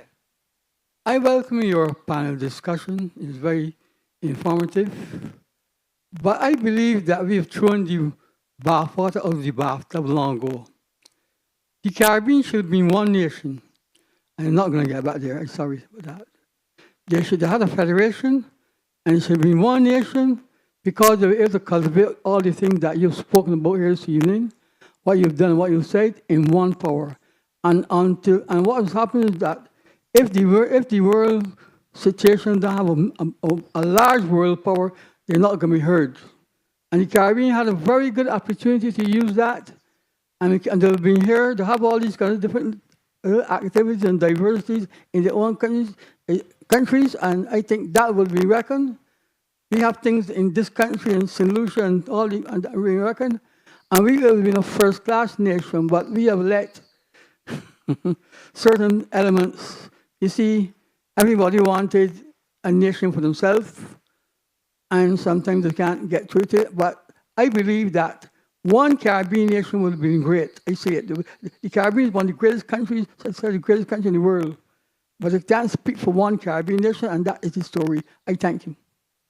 Thank you so much, sir, for your contribution. I want to piggyback off of something that he said in thinking about aptitude versus attitude. He's championing for one Caribbean nation, but what is preventing us, even in the event where we're not able to create one federation? What is the wall that is preventing us from taking a more unified approach to our Caribbean identity, do you think? And I'll start with Mika. It could be one word. I think the focus of our resources. We don't focus our resources into investing in that concept, right? Whether it is the ability to go from Trinidad to Barbados cheaper than you'll go to Miami, right? The infrastructure investment. That's a really, really good point. Dion? I think competition. I think we have a lot of infighting, and that is stemming our progress a lot. Ronali? I would say it's changing the way we do politics. Right now, we're mimicking a lot of what we see out there of, colonial ideologies. But if we're able to do what Barbados is doing, what other small Caribbean nations are doing, I think together, collectively, I think a lot of things would change for the Caribbean just by changing our political ideologies. And it really warmed my heart to hear Prime Minister Motley announce earlier this week the purchasing of the Banyan archives from Trinidad and Tobago. That is a game-changing move that will strengthen our Caribbean resolve. And it's also a very, very important tourism indicator, believe it or not, because when historians need to do the research, they will come to us. We don't have to go to them anymore. And Barbados being at the center of that driver, of that economic and socio-political driver, I think it's really, really going to be a story that we are able to tell 50 plus years from now. China, what is preventing us from moving towards that unification or that utilitarian approach to our Caribbean regional identity? I would say governance. I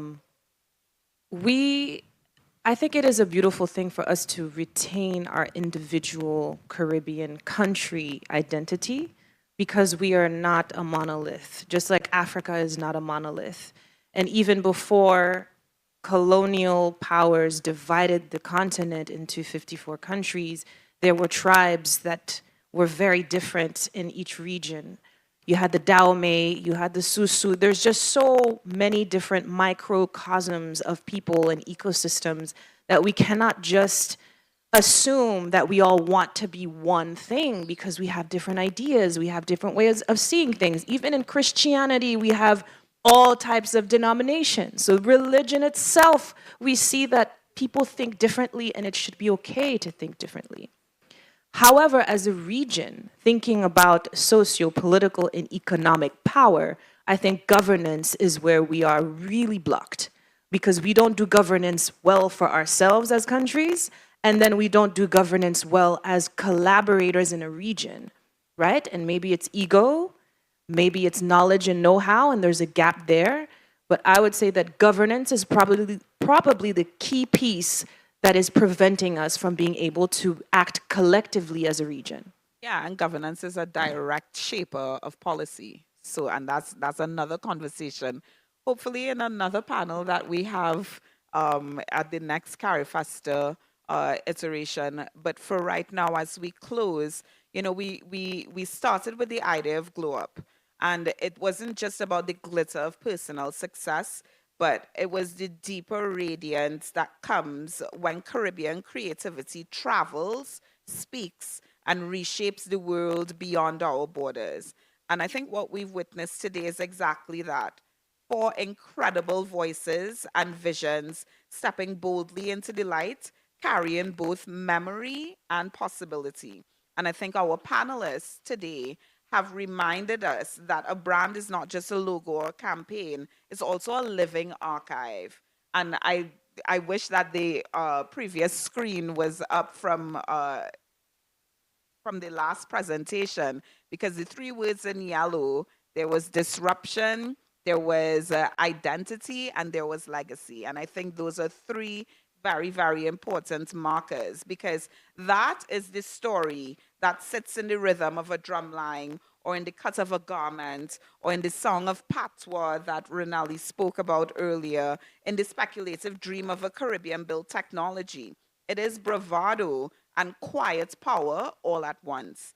And to our panelists, I want to say thank you so much on behalf of the audience, because you have truly shown us how identity can move from the intimate to the international without losing its soul. And I think each of you in your way, and I really mean this, you have revealed to us how Caribbean people do not simply participate in global culture, but we author it. We have to author it, we have to remix it, we have to brand it with our own palette of our own rhythms, of our own colors, our own textures, and our own defiance. And on behalf of the panelists, I want to say to the audience, thank you so much, because you have also shown us here in this room and in tuning in from the digital landscape on CARIFEST TV that our words, our songs, our presence, it's a reminder that the Caribbean brand doesn't belong to one person. It belongs to all of us. It's one industry, and it may be a variety of islands, but it's collective, and it is a chorus, and it's a constellation. And I want to leave everyone today with the words from Derek Walcott. And he said to us that breaking a vase reveals the love that resembles the fragments, and that is stronger than the love which took its symmetry for granted. And I'll repeat that for you. Break a vase, and the love that reassembles the fragments is stronger than that love which took its symmetry for granted. And I say that to you because the Caribbean has taken its fragments, its histories, its heritage, its migrations, its struggles, and we've reassembled them into something stronger, more radiant, more uncontainable. Nobody can contain us, and that is the radiance that we as a region carry. And as we leave this venue today, I want to invite you to carry one question from you and from us and to you. How will I glow up the Caribbean story in the spaces I move through tomorrow? Because the glow up is not just about being seen, it's also about us being remembered. And it's also about us being felt. It's also about being impossible to erase. And the Caribbean is not just a region, it's a vision, it's a songscape, it's a landscape, it's a future in motion. And this evening, I really want us to affirm, because I'm big on affirmations, affirm that our glow is not confined by borders. Affirm that it is borderless, timeless, and unstoppable. And with that, I say thank you so very much for joining us for this panel discussion on Glow Up Branding Beyond Borders, here from CARIFEST 15 with the Big Conversation series. Thank you so very much.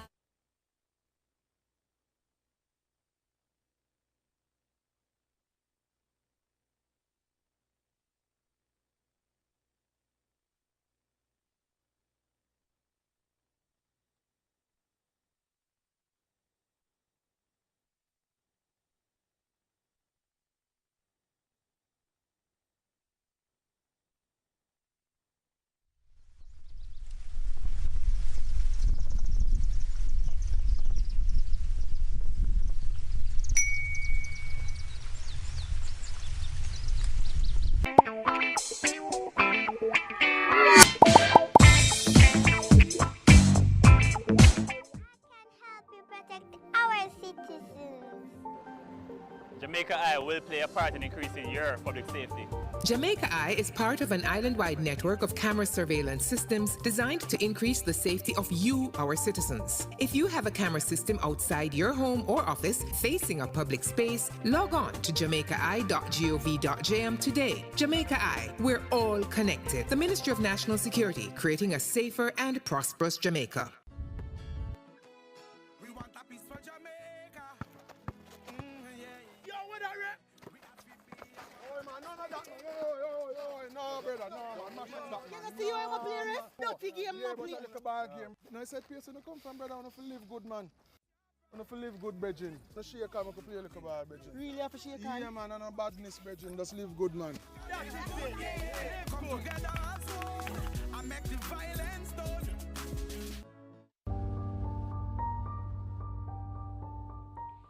In Jamaica, where every beat tells a story, your rights are the rhythm of our nation. No matter the color of your skin, male or female, or the size of your pocket, here it is. As a Jamaican citizen, your rights are protected and guaranteed in the highest law of the land. The Jamaican Constitution safeguards citizens from discrimination based on being male or female, race, origin, class, color, religion, or political opinion.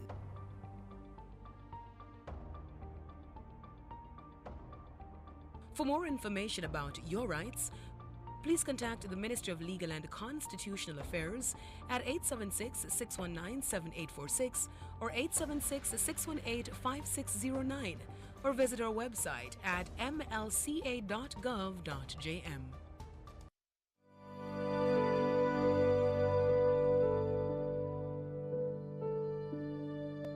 I'm not allowed to speak for myself. They make all the decisions. I'm not allowed to go anywhere by myself. They're afraid I'll escape. See how my hand and face bruise up? Them beat me because me say me tired. I'm only 13, but they said if I work harder, they will allow me to go home. Me no have no birth paper, no ID. Them take all of my documents, them. Victims of human trafficking are all around us and they need our help. Forced labor is one of the many forms of human trafficking. If you see something, say something. Report suspected cases of human trafficking. Call the nearest police station, 119 or 888-PROTECT. The Jamaica Debates Commission presents the General Elections Debates in association with Scotiabank, Forever Future, Kendall, The Taste of Quality, Flow, NCB, ARC Manufacturing, Water, JN Group, Lasco Foundation, Pan Jamaica Group, Miss Birdie, H&L Homes, and VM Group. See the two major political parties debate national issues live August 26 and 28 at 9 p.m. It's a political must-see. Don't miss the General Elections Debates presented by the Jamaica Debates Commission. Watch, listen, decide, vote. Experience the vibrant spirit of Jamaica through our exclusive series Postcard from Barbados. Join us at CARIFEST 15 as Jamaican artisans showcase their incredible crafts and entertainers light up the stage with the soulful sounds of reggae, dance hall, and more. Postcard from Barbados, celebrating our rich culture, creativity, and flair. Don't miss this unforgettable cultural showcase.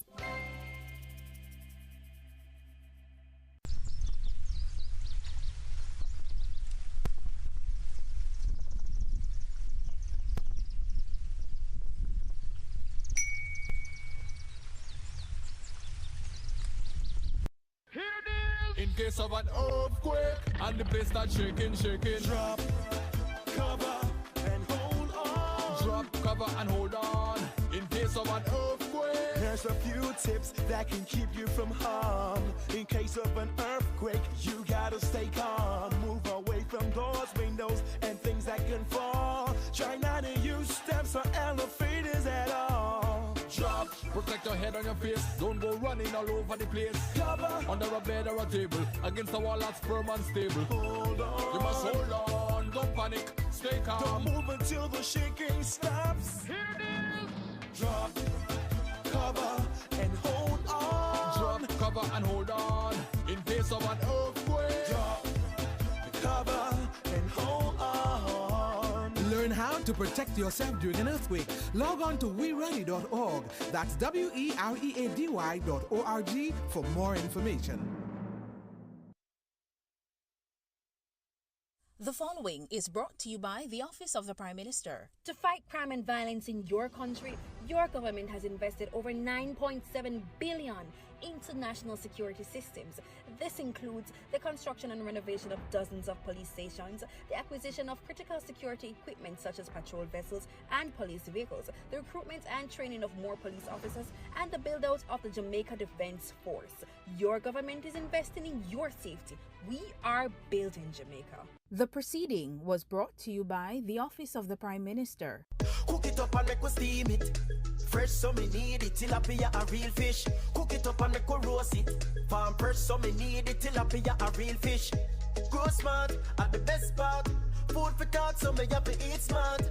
Easy catch, fully net. A tilapia so you don't know what's next. Cook it up and make we fry it. Fresh so me need it, tilapia a real fish. Bring home the best in freshwater fish. High content of vitamin B3, protein and potassium. Tilapia, simple, healthy, delicious. Jamaica, I can help you protect our citizens. Jamaica Eye will play a part in increasing your public safety.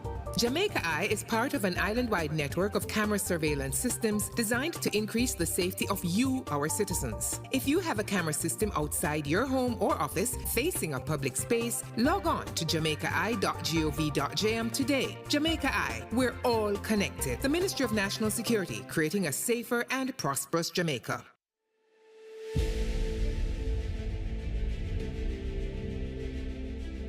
Are you an entrepreneur producing an excellent Jamaican product or service? Did you know you can earn hard currency and more significant returns by exporting? Contact the Ministry of Industry, Investment and Commerce to help propel your business along the export lane. Everything you can produce, the Jamaicans overseas want it.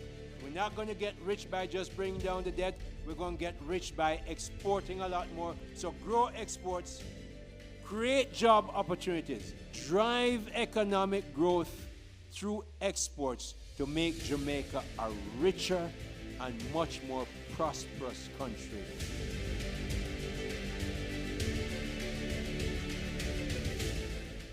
Jamaica, let's spread the word around to let the world know that we are proud to be one republic. We on the road to republic.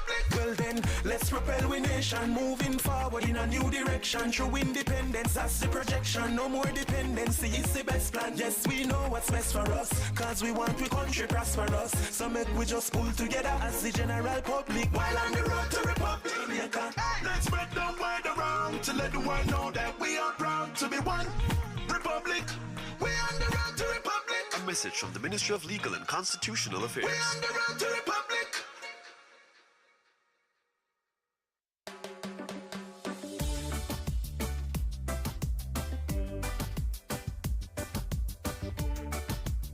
You see the use of Jamaican proverbs or sayings.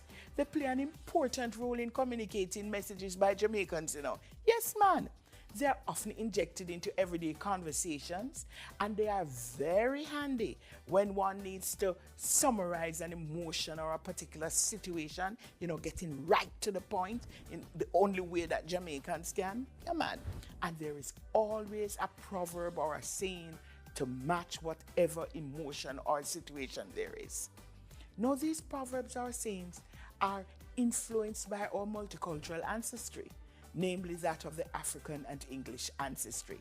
And of course, it's not just the saying or the proverb, you know, it's how you say it too. Bucket with hole a bottom have no business a riverside. You hear me? Of course, the English translation would be, a bucket with a hole has no business by the riverside. In other words, you cannot be mindful of other people's business when in truth your situation is no better than theirs. You can't be criticizing and becoming overly concerned or disturbed and make a mockery of someone else's affairs when you are in the same predicament. No, sir. You don't take up people's business by your head and you are ill-equipped to even handle it. Because guess what? You carry bucket go a riverside, but for your bucket have hole in there.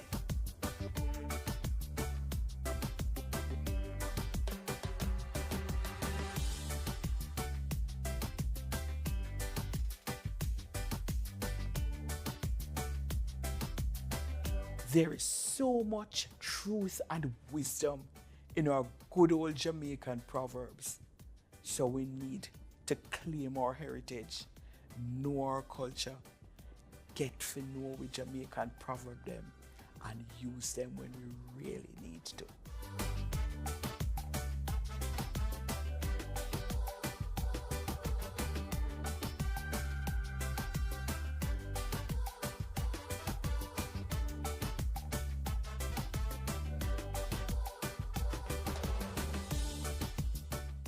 Dengue is ordinarily a mild disease. Persons may get a fever, headache, joint and muscle pains. The illness is often resolved through rest and adequate hydration along with paracetamol to treat the accompanying fever. However, on occasions the illness can progress to severe dengue, which can result in organ failure, bleeding and severe fluid depletion that can lead to shock and even death. Therefore, it is important for persons who are experiencing fever, vomiting, severe abdominal pain, bleeding under the skin, feeling very weak, or getting confused to seek immediate attention. Let us work together to protect ourselves against dengue. Na, na, na, na, na. We want a peace for Jamaica. Yeah, yeah. We have to be our brother's keeper.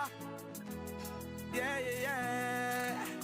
Jamaica live good, yeah. I make we enjoy life. What we feel safe at night. Jamaica live good. I better you and I. No say we future bright. Jamaica live good. Come together as one. I make the violence the world. Greet the Sabbath day with bliss and an open heart. Join the People's Station for the Andrews Memorial Seventh-day Adventist Church service every Saturday at 9 a.m. on PBCJ.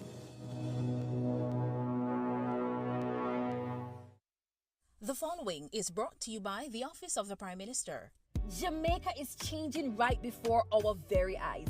Across the island, billions are being invested into our road networks, from farm and community roads to major roads and highways. Dozens of communities across the length and breadth of Jamaica are receiving access to reliable potable water for the very first time. And thousands of Jamaicans have become homeowners thanks to the historic shifts in policies of the National Housing Trust, making it easier for Jamaicans to receive funding. Not to mention the record number of houses being built. Never dreamed you would own a home? No matter your circumstance, home ownership is possible for you, thanks to the government's new social housing program specially designed to meet the needs of poor Jamaicans at no cost to them.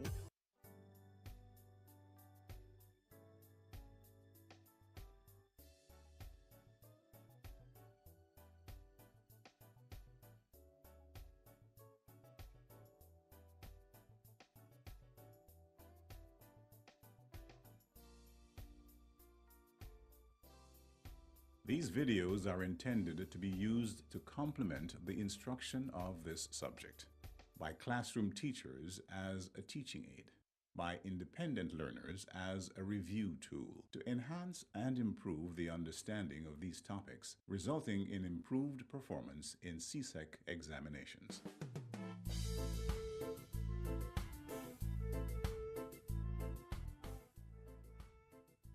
Sports in water. Objectives. Section 1. At the end of this section, you should be able to state the conditions needed for flotation in terms of upthrust and density. Discuss and conduct an experiment to identify the buoyant force. Identify the conditions needed for flotation.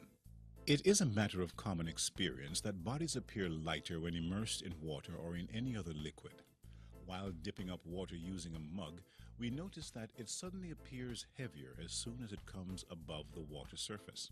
Similarly, when a fish is pulled out of water, it appears to be heavier in air than inside the water. Now let's see why it is so. Objects appear to be less heavy in water or in any liquid because the liquid or water exerts an upward force on the objects immersed in it. Now, by performing an experiment, let us find out whether there is an apparent loss of weight when immersed in water. Take a stone and tie it to one end of the spring balance. 2. Suspend the spring balance. 3. Note the reading on the spring balance. Let it be W. 4. Now, slowly dip the stone in the water in a container and note the reading on the spring balance. T. Observation and results. 1. The reading shown on the spring balance goes on decreasing until it is completely immersed in water. 2. The reading on the spring balance gives us the weight of the stone. Since the reading goes on decreasing, we can infer that the weight of the object is decreasing when it is lowered in water. The apparent loss of weight shows that a type of force is acting on the object in the upward direction, thereby decreasing the weight. Do the same experiment using rum and oil and compare the loss in weight. Conclusion? Thus, the upward force acting on an object immersed in a liquid resulting in the apparent loss of weight of the object is called the buoyant force or upthrust. Note that the apparent loss in weight of a body immersed in a liquid is equal to the weight of the liquid displaced. Section 1. Now that we have discovered more about flotation, we will now learn about Archimedes and his Eureka discovery. Section 2. Discuss the factors affecting buoyant force and the free movement of objects in water. Explain Archimedes' principle. Outline the use of Archimedes' principle in the design of ships and submarines, the development and use of flotation devices, the use of ballast on boats and ships. Factors affecting the buoyant force. We know that when an iron nail is placed on the surface of water, it sinks, whereas a ship made up of iron floats. This is because the size or volume of the ship is more than that of the nail. Similarly, when an iron nail and a cork of some mass is placed on water, the iron nail sinks because the density of the iron nail is more than the density of water. The density of the cork is less than that of water. Therefore, the cork will float. If the density of the liquid is more than the density of the material of the body contained in it, then the body floats due to the buoyant force exerted by the water and vice versa. From the above examples, we can